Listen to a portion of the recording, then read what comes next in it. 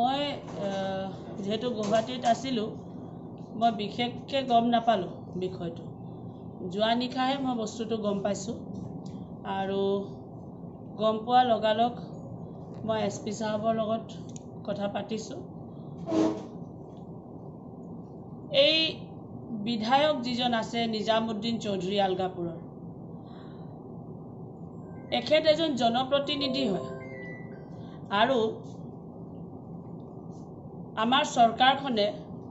প্ৰত্যেকজন জনপ্ৰতিনিধিক দায়িত্ব দিছে যে আপোনালোকে ৰাইজক এৱাৰ কৰক এৱাৰনেছটো ৰাইজৰ ভিতৰত আনক যে কোভিডৰ নিচিনা এটা মহামাৰীৰ পৰা আমি যাতে অসমে অতি সোনকালে নিজাত পাব পাৰোঁ তাৰ বিহিত ব্যৱস্থা আপোনালোকে ল'ব লাগে মই বুজি নাপালোঁ যে বিধায়কজনৰ মেমৰি লছ হ'ল নে কি হ'ল তেখেতে এনেকুৱা এটা পৰিস্থিতিত ফুটবল খেল পাতিছে ইমান ডাঙৰকৈ ভিৰ লগোৱাইছে তাতকে তেওঁ যদি মানুহ 20-30 জনক লৈ অলিয়ে গলিয়ে সোমাই কোভিড এৱাৰনেছ কেম্প কৰা হ'লে হয়তো মানুহে ভাবিলেহেঁতেন যে জনপ্ৰতিনিধি হোৱাৰ মূল দায়িত্বটো পালন কৰিছে বুলি গতিকে মই ৰাইজকো ক'ব বিচাৰোঁ যে ৰাইজো এইবিলাক বস্তুৰ পৰা আঁতৰি থাকিব লাগে বিধায়ক এজনৰতো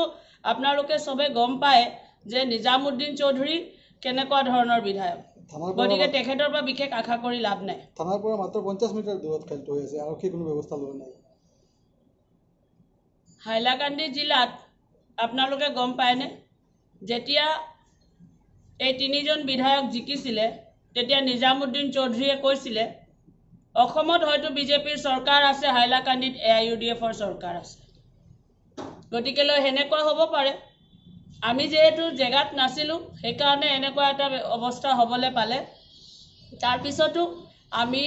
আৰক্ষী বিষয়াসকলৰ লগত প্ৰশাসনিক বিষয়াসকলৰ লগত কথা পাতিছোঁ ভৱিষ্যতে যাতে